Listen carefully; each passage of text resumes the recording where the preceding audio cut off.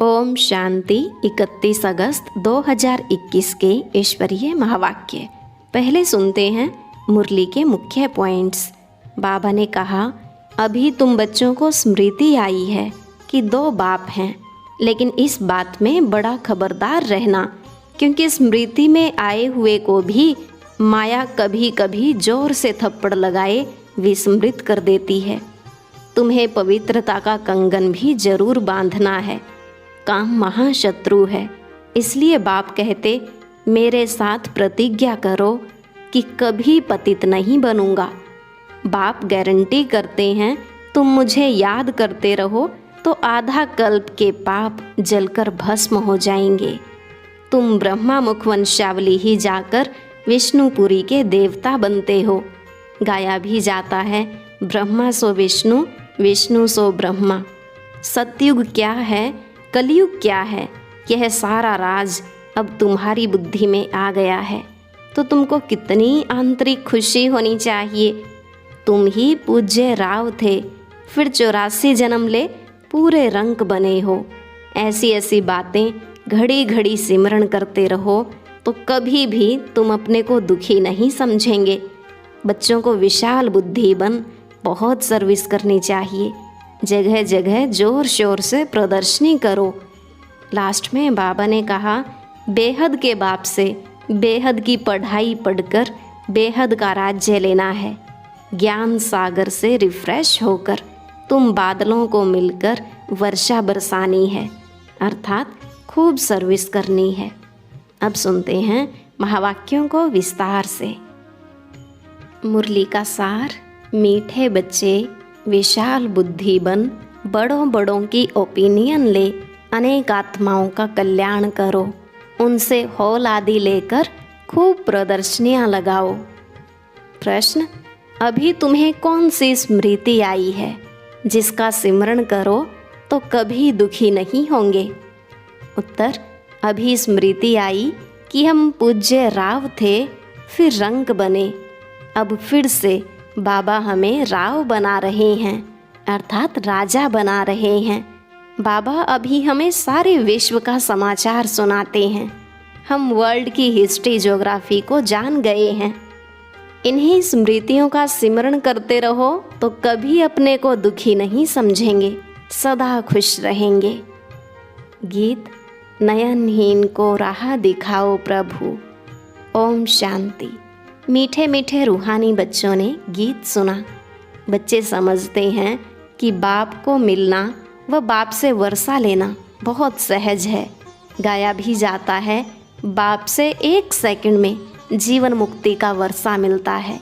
जीवन मुक्ति माना सुख, शांति, संपत्ति आदि का वर्षा। अब जीवन मुक्ति और जीवन बंद 2 अक्षर हैं। बच्चे जानते हैं, इस समय भक्ति मार्ग और रावण राज्य के कारण सब जीवन बंद में हैं। बाप आकर बंधन से मुक्त करते हैं, वर्षा देते हैं। जैसे बच्चा जन्मा और माँ बाप मित्र संबंधी आदि समझ जाते हैं, वारिस पैदा हुआ। जैसे यह समझना सहज है, वैसे वह भी सहज है। बच्चे कहते हैं, बाबा कल्प पहले मिसल आप हमको आकर मिले हो, आपसे ही सहज वर्षा पाने का रास्ता मिला है। यह तो हर एक जानते हैं, नई सृष्टि का रचयिता भगवान ही है। वह हमको भटकने से बचाते हैं। कल भक्ति करते थे, आज बाप से सहज ज्ञान और राजयोग का रास्ता मिला है। बच्चे अपना अनुभव सुनाते हैं कि हमने बी के द्वारा सुना कि 2 बाप हैं। यह सिवाय तुम्हारे और कोई मुख से कह ना सके कि 2 बाप हैं। तुम्हारी हर एक बात वंडरफुल है। अभी स्मृति में आता है, जो यहाँ के होंगे उनको झट स्मृति में आ जाएगा। हाँ, स्मृति में आए हुए को भी माया कोई समय जोर से थप्पड़ लगाए विस्मृत कर देती है। इसमें बच्चों को बड़ा खबरदार रहना है। स्मृति तो बाप ने दिलाई है, पवित्रता का कंगन भी पूरा बांधना है। रक्षाबंधन का रहस्य क्या है, सो तो अभी तुम जानते हो। किसने यह प्रतिज्ञा कराई है? काम तो महाशत्रु है। बाप कहते हैं, मेरे साथ प्रतिज्ञा करो कि कभी भी पतित नहीं बनूंगा और मुझे याद करते रहो तो आधा कल्प के पाप जलकर खत्म हो जाएंगे। बाप गारंटी करते हैं, परंतु यह तो बच्चे समझते भी हैं।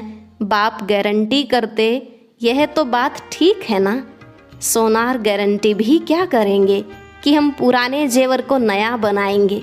उनका तो यह काम ही है। आग में डालने से जरूर वह सच्चा सोना बन ही जाएगा। तो बाप समझाते हैं, आत्मा में भी खाद पड़ी है, कैसे सतो रजो तमो में आते हैं, यह बहुत सहज है। चित्र भी इसलिए बनाए हैं कि इस पर सहज समझा सकें। यूनिवर्सिटी कॉलेजेस आदि में भी नक्शे होते हैं ना, अनेक प्रकार के। तुम्हारे भी यह नक्शे हैं, तुम अच्छी रीति किसको समझा सकते हो। ज्ञान सागर पतित पावन बाप ही आकर यह रास्ता बताते हैं, और कोई पतित को पावन बना न सके। नयनहीन दुखी मनुष्य हैं। तुम बच्चे जानते हो, पहले 2 युगों में दुख होता नहीं, न भक्ति होती है, वह है ही स्वर्ग। भारत के इस समय के मनुष्यों का और भारत के प्राचीन मनुष्यों का कॉन्ट्रास्ट है ना, परंतु यह और कोई समझते नहीं। कितनी पूजा चलती है, जितना जितना जो साहूकार होते हैं उतना देवी देवताओं को अच्छे जेवर पहनाते हैं। बाबा खुद अनुभवी है। बॉम्बे में लक्ष्मी नारायण का जो मंदिर है, उनके ट्रस्टी ने लक्ष्मी नारायण के लिए हीरों का हार बनवाया था। बाबा को उस ट्रस्टी का नाम भी याद है। पहले शिव बाबा का मंदिर बनाया तो उनको बहुत सजाया, फिर देवताओं का बनाया तो लक्ष्मी नारायण आदि को भी कितने जेवर पहनाए। उस समय कितना धन होगा।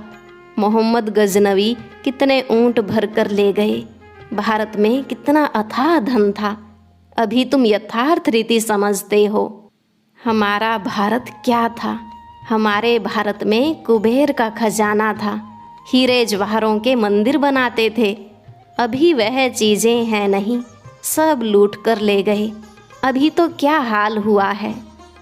तुम ही पूज्य राव थे, फिर तुम ही 84 जन्म ले पूरे रंग बने हो। ऐसी ऐसी बातें घड़ी घड़ी सिमरण करनी चाहिए, तो फिर कभी भी तुम अपने को दुखी नहीं समझेंगे। दिल में सिमरण करते रहेंगे, हम बाबा से क्या ले रहे हैं। बाप आकर हमको सारे विश्व का समाचार सुनाते हैं। यह वर्ल्ड की हिस्ट्री ज्योग्राफी कोई भी जानते नहीं।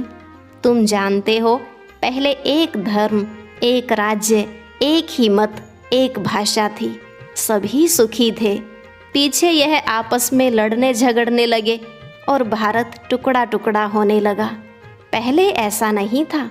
वहाँ कोई भी किस्म का दुख नहीं था, बीमारी का नाम निशान नहीं था। उसका नाम ही है स्वर्ग। तुमको अपनी स्मृति आई है, बरोबर कल्प कल्प हमको विस्मृति होती है, फिर स्मृति में आता है। पहली एकज भूल हुई है जो रचता और रचना को भूल गए। अभी तुम आदि मध्य अंत को जानते हो। सतयुग में भी यह नॉलेज नहीं होगी तो फिर परंपरा कैसे चल सकती। उस समय मुख्य तो राजे लोग ही होते हैं, ऋषि मुनि थोड़े ही होते हैं। वे द्वापर से आते हैं। ऋषि मुनि आदि को खान पान भी राजाओं से ही मिलता है। राजाएं संभाल करते हैं, क्योंकि फिर भी संन्यास करते हैं ना। प्राचीन भारत का प्राचीन राजयोग गाया जाता है। प्राचीन ऋषि मुनि नहीं कहेंगे, वह तो द्वापर में ही आते हैं। वह राजाओं के आधार पर चलते हैं। कहते हैं हम रचता और रचना को नहीं जानते। बाप कहते हैं यह खुद राजाएं भी नहीं जानते। इस दुनिया में कोई भी इस नॉलेज को नहीं जानते। अभी तुम बच्चे समझदार बने हो। लक्ष्मी नारायण के मंदिर जो बनाते हैं उनको तुम लिख सकते हो। इतने लाखों रुपए खर्च कर मंदिर बनाया है, परंतु उनकी जीवन कहानी का आपको पता है? इन्होंने राज्य कैसे पाया, फिर कहाँ चले गए, अभी कहाँ हैं? हम आपको सब राज बता सकते हैं। ऐसा उन्हों को लिख सकते हो। तुम बच्चे तो हर एक की जीवन कहानी को जान चुके हो, तो क्यों नहीं लिखना चाहिए? हमको टाइम दो तो हम एक एक की जीवन कहानी बताएंगे। शिव के मंदिर जो बनाते हैं उनको भी तुम लिख सकते हो। बनारस में शिव का मंदिर कितना बड़ा है, वहाँ भी ट्रस्टी लोग होंगे। कोशिश करनी चाहिए बड़ों बड़ों को समझाएं। बड़े आदमी समझ गए तो उनका आवाज़ बहुत होगा। गरीब लोग झट सुन लेते हैं। मदद बड़ों की लेनी है। ओपिनियन भी बड़ों बड़ों की लिखवानी है, क्योंकि उन्हों का आवाज़ भी मदद करता है। वास्तव में वह इतना आवाज़ करते नहीं हैं जितना होना चाहिए। तुम प्रेसिडेंट को भी समझाते हो, अच्छा अच्छा भी कहते हैं।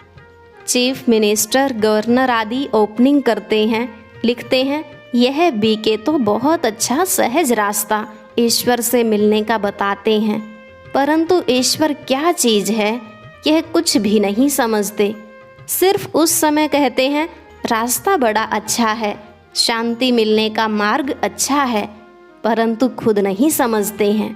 बाबा बड़ों बड़ों को समझाने के लिए भी कहते हैं, बड़े बड़े मनुष्यों से बड़े बड़े जो नामी ग्रामी होल हैं वह ले लो। बोलो हम सब मनुष्यों के कल्याण लिए यह प्रदर्शनी हमेशा के लिए रखना चाहते हैं। सिर्फ एडवर्टाइज करनी है, ऐसे 50 या 100 हॉल लेने चाहिए। भारत तो बहुत बड़ा है ना, एक एक शहर में 10-12 हॉल लो। अखबार में पढ़ जाए इतने हॉलों में प्रदर्शनी हो रही है। जिनको समझना है वह आकर समझें तो कितने का कल्याण हो जाएगा। बच्चों को बड़ा विशाल बुद्धि बनना चाहिए। सर्विस बच्चों को करनी चाहिए ना। बाप सब बच्चों को कहते हैं प्रदर्शनियाँ बहुत ज़ोर शोर से करो। बाबा तैयारी करा रहे हैं, बच्चों को कोशिश करनी चाहिए। यह सब समझने की बातें हैं। भगवान आते हैं, प्रजापिता ब्रह्मा द्वारा रचना रचते हैं प्रजा की, तो ज़रूर कितने ब्राह्मण रचे होंगे, अब फिर रच रहे हैं। कितने ब्राह्मण ब्राह्मणियाँ हैं। बाबा यह ब्राह्मण धर्म रचते हैं संगम पर। तुम प्रैक्टिकल में देख रहे हो और समझ रहे हो। यह बातें कोई शास्त्रों में नहीं है। तुम बच्चे समझते हो बाबा आते ही तब हैं जब पतित दुनिया को पावन बनना होता है। यह भी जानते हैं परमात्मा प्रजापिता ब्रह्मा द्वारा ही रचना रचते हैं, परंतु कब रचते हैं यह नहीं समझते। वह समझते हैं कोई नई रचना रचते होंगे। ब्रह्मा को तो सूक्ष्म वतन में समझते हैं। अभी तुम समझते हो प्रजापिता ब्रह्मा तो यहाँ है। तुम सूक्ष्म वतन में जाते हो, पवित्र बन फिर फरिश्ते बन जाते हो, साक्षात्कार करते हैं। बच्चे आकर सुनाते हैं वहाँ मूवी चलती है, वह है ही मूवी वर्ल्ड। तुमने मूवी बाइस्कोप भी देखा था। अभी प्रैक्टिकल सब बातों को तुम जान चुके हो। मूल वतन है साइलेंस वर्ल्ड, वहाँ आत्माएं रहती हैं। सूक्ष्म वतन में सूक्ष्म शरीर भी है, तो ज़रूर कुछ भाषा भी होगी। तुम बच्चों की बुद्धि में है हम आत्माओं का स्थान शांति धाम है। फिर है सूक्ष्म वतन, वहाँ ब्रह्मा विष्णु शंकर रहते हैं, और यह है कलयुग और सतयुग का संगम। यहाँ बाप आते हैं, यहाँ से तुम ब्राह्मण जाते हो। पियर घर और ससुर घर है ना, यहाँ दोनों तुम्हारे पियर हैं। बाप दादा दोनों मेहनत करते हैं बच्चों को गुलगुल बनाने। मुसलमान भी कहते हैं गार्डन ऑफ अल्लाह। कराची में एक पठान था, वह सामने खड़ा होता था, देखते देखते गिर पड़ता था। पूछा जाता था तो कहता था हम खुदा के बगीचे में गया, खुदा ने फूल दिया। अब उनको ज्ञान तो था नहीं। अभी तुम समझते हो बगीचा किसको कहा जाता है। यह है कांटों का जंगल और वह है फूलों का बगीचा। तुम्हारी बुद्धि में सारा राज है। सतयुग क्या है, कलयुग क्या है, तुमको बहुत खुशी होनी चाहिए। सारा चक्र तुम्हारी बुद्धि में है। विस्तार तो इनका बहुत है, तुम्हारी बुद्धि में कितना शॉर्ट में बैठा हुआ है। तुम बच्चों ने रचता बाप द्वारा रचता और रचना को जाना है। ब्रह्मा को रचता नहीं कहेंगे, रचता एक है, बलिहारी भी एक की है। पहले पहले रचना ब्रह्मा की है, फिर कहेंगे कृष्ण की। ब्रह्मा तो है, ब्राह्मण भी जरूर चाहिए। पांडवों को ब्राह्मण नहीं समझेंगे, ब्रह्मा द्वारा ब्राह्मण चाहिए। यह है रूहानी यज्ञ, इसको स्पिरिचुअल नॉलेज कहा जाता है। रूह को वही बाप ज्ञान देंगे। तुम जानते हो, हमको मनुष्य नहीं पढ़ाते हैं, सभी आत्माओं का बाप पढ़ाते हैं। कहते भी हैं ब्रह्मा द्वारा स्थापना। कृष्ण थोड़े ही कहेंगे, वह तो हो भी न सके। ब्रह्मा द्वारा स्थापना कौन कराते हैं? क्या कृष्ण? नहीं, परम पिता परमात्मा विष्णु द्वारा पालना। ब्रह्मा और विष्णु का कितना पार्ट है। ब्रह्मा मुख वंशावली ही फिर जाकर विष्णुपुरी के देवता बनते हैं। ब्रह्मा सो विष्णु, विष्णु सो ब्रह्मा। यह भी बच्चों को समझाया है। ब्रह्मा सो विष्णु बनने में 1 सेकंड, विष्णु सो ब्रह्मा बनने में 84 जन्म। कितनी वंडरफुल बातें हैं, कोई भी समझ न सके। यह है बेहद की बातें। बेहद के बाप से बेहद की पढ़ाई पढ़ बेहद का राज्य लेना है। सृष्टि चक्र को जानना है। आत्मा ही जानती है शरीर द्वारा। ऐसे नहीं कि शरीर नॉलेज लेता है आत्मा द्वारा, नहीं, आत्मा नॉलेज लेती है। तुमको कितनी खुशी है। यह आंतरिक गुप्त खुशी होनी चाहिए। पढ़ाई के संस्कार आत्मा में हैं। दुख भी आत्मा को होता है। कहते हैं हमारी आत्मा को दुखी मत करो। बच्चों को अब कितनी रोशनी मिल रही है, तुमको खुशी रहती है। सागर से रिफ्रेश हो, बादलों को मिलकर वर्षा बरसानी है। आपस में मिलकर प्रदर्शनी आदि तैयार करने में मदद करो। शौक होना चाहिए। सर्विस, सर्विस और सर्विस। अच्छा, मीठे मीठे सिकिलधे बच्चों प्रति माता पिता बाप दादा का याद प्यार और गुड मॉर्निंग। रूहानी बाप की रूहानी बच्चों को नमस्ते। रूहानी बच्चों की रूहानी बाप दादा को नमस्ते नमस्ते, गुड मॉर्निंग। शुक्रिया बाबा, शुक्रिया। धारणा के लिए मुख्य सार। पहला पॉइंट, बाप द्वारा मिली हुई नॉलेज का सिमरण कर अपार खुशी में रहना है। विशाल बुद्धि बन जोर शोर से सर्विस करनी है। दूसरा, बाप द्वारा जो स्मृति मिली है उसे विस्मृति में नहीं लाना है। पवित्र रहने की जो बाप से प्रतिज्ञा की है उसे पूरा निभाना है। आज का वरदान, अपने भाग्य और भाग्य विधाता के गुण गाने वाले सदा प्रसन्न चित भव। अपने भाग्य और भाग्य विधाता के गुण गाने वाले सदा प्रसन्न चित भव। बाबा ने कहा सभी ब्राह्मण बच्चों को जन्म से ही ताज तख्त तिलक जन्म सिद्ध अधिकार के रूप में प्राप्त होता है। तो इस भाग्य के चमकते हुए सितारे को देखते हुए अपने भाग्य और भाग्य विधाता के गुण गाते रहो तो गुण संपन्न बन जाएंगे। अपनी कमजोरियों के गुण नहीं गाओ, भाग्य के गुण गाते रहो। प्रश्नों से पार रहो, तब सदा प्रसन्नचित रहने का वरदान प्राप्त होगा। फिर दूसरों को भी सहज ही प्रसन्न कर सकेंगे। स्लोगन, एक नामी और इकोनॉमी से चलना ही ब्राह्मण जीवन में सफलता का आधार है।